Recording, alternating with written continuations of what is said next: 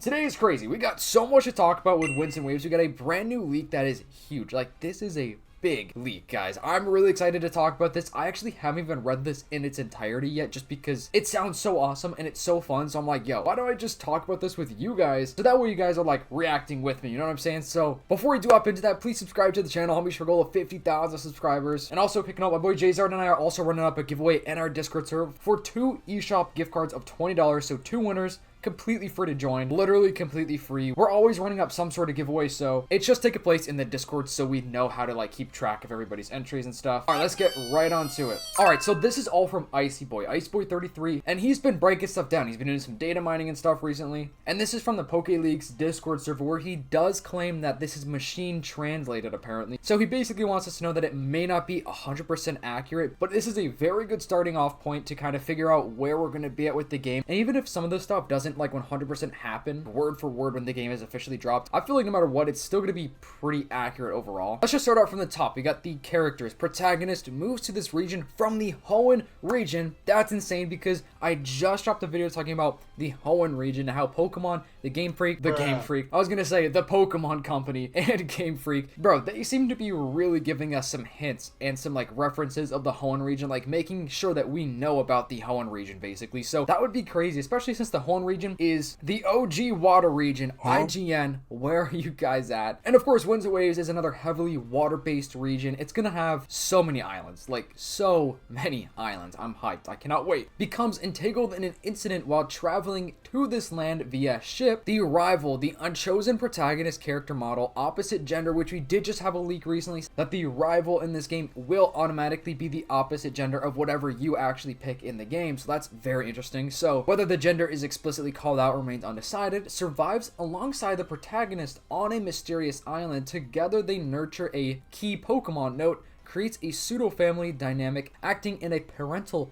role. So the nurturing this key Pokemon, I don't know if that means the seed Pokemon. That sounds like it could be that seed Pokemon if it's a, you know, key Pokemon. But I guess we'll have to see and learn more about that as we read this, because I have so much to say already. I could literally already app out this for like 10 minutes, but I feel like I gotta get through this character page first, which we have story and then the Pokemon lab, which is interesting. Professor, a survival specialist professor studying in the correlations between weather patterns and Pokemon behavior, researching weather integration in Pokemon. Note, weather moves equal new power-up system, triggers field attacks, which the battle evolution gimmick, that's basically what that is. It's going to be some sort of weather gimmick. We've heard there's going to be a lot of heavy weather within this game, like the weather is going to go crazy, so that's basically what this new evolution gimmick is going to be kind of based on, and it may be related to the seed Pokemon or maybe that key Pokemon. Like I said, I'm not sure if the seed and the key Pokemon are the exact same thing, but I just think it makes sense. Now let's talk about some of the box legendaries here. So we have the Wind legendary. We're going to play the role of a grandfather protecting that key Pokemon, who is like a grandchild to it, utilizes the power of wind to redirect humans and Pokemon to guide them correctly. And for the Wave legendary, it's going to be the role of a grandmother protecting that key Pokemon, uses the power of waves to redirect and guide humans and Pokemon correctly. And then the Seed Pokemon, a baby seed Pokemon encountered on the mysterious island. The seed Pokemon equals its pre-evolution form, a Pokemon that births and nurtures islands. The island's entire ecology alters in tandem with this Pokemon's growth, and it possesses infinite evolutionary paths. It's rumored to have over 100 distinct forms. Note, Princess Maker plus Sim Earth Element. Note, procedural morphological. Bro, morphological is a crazy word. If you were to use that word as a username, that would go hard. But anyways, and ecological shifts. Note, provides the narrative reason why every individual player owns a completely unique island. And also another note, they'd be putting notes all over this thing. So these represent the baseline minimum cast. More characters will be appended later. That's interesting. Some of the information we kind of knew a little bit, but most of the information to me seems brand new. I swear I've never seen that before, and if we have, I have totally forgot about that. So if the protagonist is from the Hoenn region, that's awesome. That's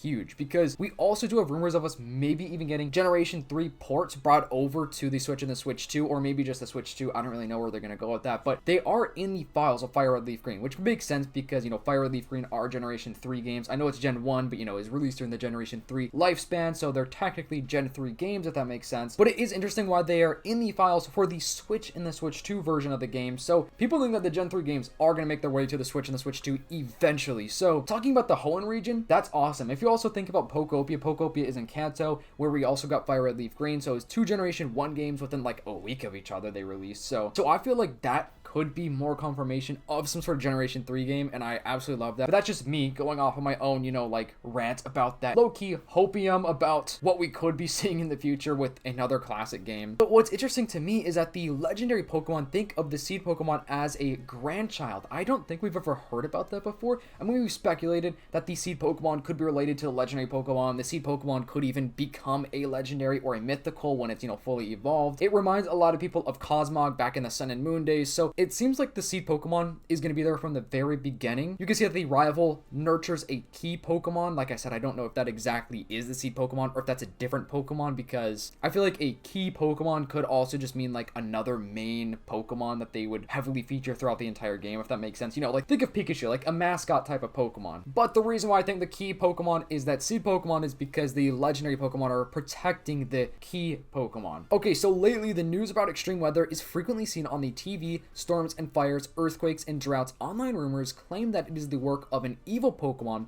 but I believe Pokemon are neither inherently good nor evil. Besides, the weather is beautiful today, so it feels entirely unrelated to my life. Location concept: Kuala Lumpur, Jakarta, clear skies, pleasant waves and wind. I recently moved to this massive metropolis overlooking the sea. Note, started questioning if beginning in a traditional small town is the right move, avoiding the 2 identical houses next door trope. Note, since family is the core theme, I don't want the starting home to just be a standard house. I want to position the protagonist as a parental figure, though I feel like the loneliness of parting from old friends, my curiosity about encountering completely undiscovered Pokemon in this new land wins out. Yes, today is the first day of my Pokemon survival experience. As long as you are with Pokemon, you can go anywhere. This is a phrase that the local Pokemon professor frequently posts on social media. Today is the day that I reserved a nature experience conducted alongside Pokemon. Pokemon survival. Mother, the neighbor's child, rival is waiting for you outside. We will be apart for a little while. Take care. Unable to contain my excitement, I grabbed my hat, backpack, bursting out of the house. That was a lot. That's a whole lot. But what's interesting is this also goes just hand in hand with what we have known so far, like the massive metropolis. Like apparently we're going to be starting off this game in a city or like some sort of big ginormous hotel resort type of thing. And it says right here, I don't want the starting home to be a standard house, just like how it usually is. So beginning of this game is going to be a little bit different. And I think that's really, really cool because the city does look big. We have leaked photos. I probably shouldn't show you guys them, but we do have leaked photos of a build of the game of the city, and the city is big. It is a big city. The game is going to be huge. Like, let me say that the game is going to be absolutely huge. The map, the region, the islands, the nature, it's going to be crazy. So yeah, there's going to be a huge city, but it's not going to be like ZA where it's just a big city. The big city is a small part of the game. The map is going to have so much nature. There's going to be so much to explore, so I'm not worried about too much city or too much nature. I think we're going to have a very good mix of both. I think it's obviously mostly going to be nature compared to like towns and cities, but yeah, there will be little towns, there will be little cities and stuff throughout, you know, the map, and I think that's awesome. And I'm gonna say a spoiler for Pokopia, so if you don't want to hear a Pokopia spoiler, skip like 30 seconds. I'll put a little timestamp on the screen to skip to. Pokopia's entire storyline is basically based around weather. The weather has destroyed the region. That's like the main issue that the storyline talks about, right? That's the whole reason of Pokopia. Like, that's why we are playing the game and like rebuilding everything. And we do know the anime should be connecting Pokopia and Winds and Waves together. So insane weather, maybe this is also going to connect Pokopia and Generation 10 together, even though Pokopia is always going to be a spin-off game. It's not a mainline title, but still, it is weird that there is a connection with the weather moves, you know, the weather gimmick and heavy weather, you know, earthquakes, droughts, rain, storms in Pokopia and in Winds and Waves eventually. So that is really, really interesting to me. All right, we are done with the spoilers. So now let's move on to the third and final part of this entire ginormous post. So the road leading into the center of the city is jammed, making it impossible to approach. Note, movement, restriction, and boundary. Did an accident occur? In the middle of the street, a ranger professor is chasing after 3 Pokemon. It appears that the escape Pokemon caused the massive traffic gridlock. Note, restricting movement through a complex urban layout introduces the 3 starters in a fun, lively manner. The rival and I assist the professor in chasing down the 3 Pokemon, heading towards the Pokemon laboratory where the orientation takes place. Visual showcases highlighting the appeal of the 3 starters while guiding the player through the city streets. The Pokemon laboratory is situated right near the ocean. Upon arrival, we find 2 other individuals present alongside us, the Law rival and the Chaos rival. Ranger Professor thank you so much. Thank you both so much. These Pokemon broke out, you see. It was a disaster shortly after the orientation for the trainer survival experience commences, acquiring the power to survive/survival techniques explicitly for that purpose. The Ranger Professor is a deeply passionate individual. From here, you will board a vessel with a Pokemon, travel to a separate remote island, and experience raw nature. Nature can be incredibly kind, but it can also be merciless. I want you to overcome it using your own strength and the power of your Pokemon. Let me introduce the Pokemon available to be your partners today for today's nature experience. Introduction cutscene. Note, established under the setting that you are borrowing the Pokemon for an activity rather than keeping it permanently. Alright, let's set sail. Everyone onto the ship. The rival and the professor and the Pokemon and I all depart aboard the ship. The wind and waves push our back as if signaling the grand commencement of our adventure. Just like how I said before, we knew kind of how we're going to get started Pokemon, that they will be running around in the streets and we're going to have to chase them. That's exactly what this says, but this is way more in depth and way more in detail, and I think that is absolutely awesome. What a fun way to introduce the Pokemon. What a unique way to, learn the movements of the game. Get your first real idea of how the Pokemon move, how everything looks, how the environment looks. That sounds absolutely awesome to me. And what's interesting is how it said rather than keeping the Pokemon permanently, so that makes me wonder if that for that specific activity, are we actually picking from the starter Pokemon or different Pokemon, because it doesn't specify starter Pokemon, rather than keeping those permanently, because obviously if we're going to pick a starter Pokemon, we will be keeping those starter Pokemon. But Icy Boy did say this is machine translated, so there may be a little bit of words kind of mixed around, or maybe some of it doesn't make complete 100% sense, but still, I think that's awesome. I love that idea of introducing the Pokemon like that. And like I said before, it's going to be more of a city start. We're going to be starting more so in the city and then working our way to nature. So we're going to start literally in the city,